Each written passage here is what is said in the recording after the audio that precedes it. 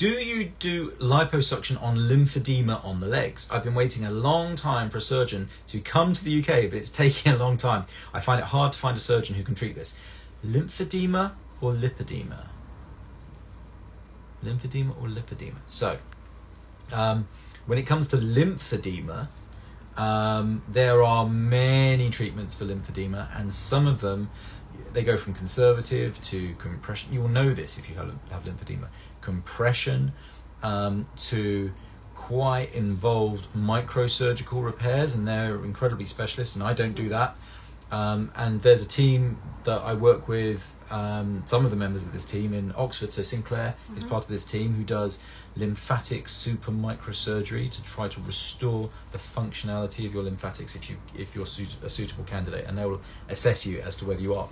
And yeah, you can have liposuction for lymphedema too, if that's what you mean, but I would say that's something that I personally wouldn't approach. I would approach that with great caution, and the reason is it's with your best interests at heart. If you have got lymphatics, which are the vessels that drain the fluid that bathes around your tissues and your cells, if you've got lymphatic damage and you've got very few of them, what we would not want to do is come along and damage more of them and do you harm. So that is lymphedema. Lipedema, which I think is what you've been communicating about, maybe. I thought that was. Yeah. So lipedema is different. Lipedema is essentially a fat deposition disorder or disease in which patients who are otherwise well, fit, healthy, no lymphatic disease, no lymphatic dysfunction at all. But if you've got lipedema, then despite being slim otherwise, you disproportionately deposit fat in your lower body.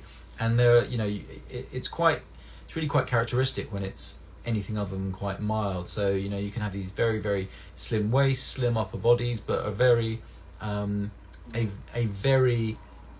much heavier bottom half, which is disproportionate to your sort of weight overall.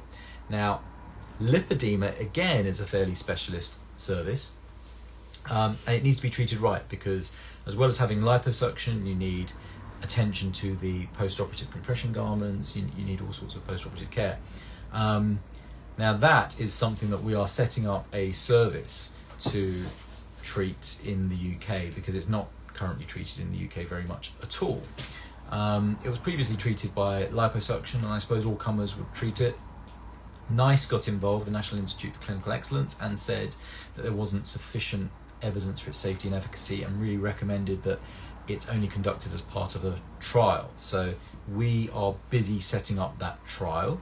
I also, it's going to sound like I just keep flying off and visiting surgeons, but I did also last year fly off and visit a surgeon in Hamburg at the Hansa Clinic, who, this clinic had been treating lipedema patients for, I don't want to say the wrong number, but I think 20 or 30 years, and have a fantastic record and fantastic safety and success, and many satisfied patients, including patients from the UK.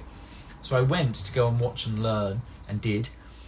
Also in the course of it, we became great buddies with the surgeon and his wife, and Bex was buddies with them, and, so there was a bit of a sort of bromance, whatever the female equivalent is, going on. We had a great time, and they come over to the UK, and we're showing them around and so on.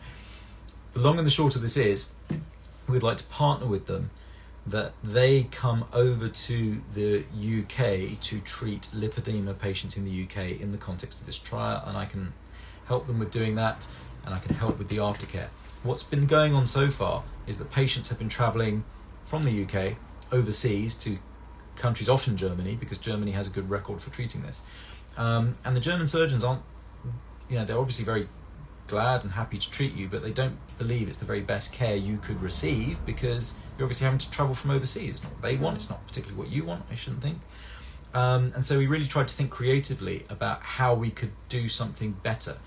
And one way of doing it better would be to get the surgical team with their expertise, their nursing staff, to train our nursing staff, to collaborate with the device manufacturers, the compression garments, the compression devices, everything, and just bring it all into one place.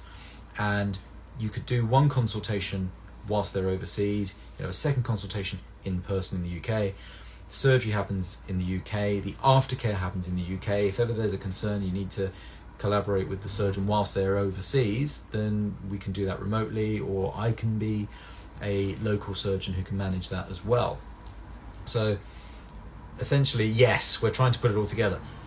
You wouldn't believe the logistical hoops we have to jump through to get this going, but we're doing it. So there's various regulatory requirements for the surgeon, which is great, which is what we would want. We would want everything to be in place and right. There are insurance requirements. There is the trial to set up. There's all sorts going on. So it is taking time. So thank you. I get that you're being patient. Hang on. Dr. Axel, well, that's who I'm talking about, Axel. Yeah, she knows because I've put them in touch. Okay. So Dr. Axel saw a video of my legs, said I'd be a good candidate for surgery, but I can't remember if I have lipedema or lymphedema. I've lost 8 stone, but I still have big legs. They haven't changed. Have we got any photos? Have you sent photos to us? Yeah? Yes, we've got photos. Have I looked at them? She's in the software. Okay. Yeah. I've only got your first name there, so I'll take a look. I've got it. We'll give you an idea. Axel treats lipedema generally. So if he's seen your legs and if he said you'd be you're a good candidate, then I would go with presume that. that's lipedema. He knows what he's doing. Yeah. He's brilliant. Yes.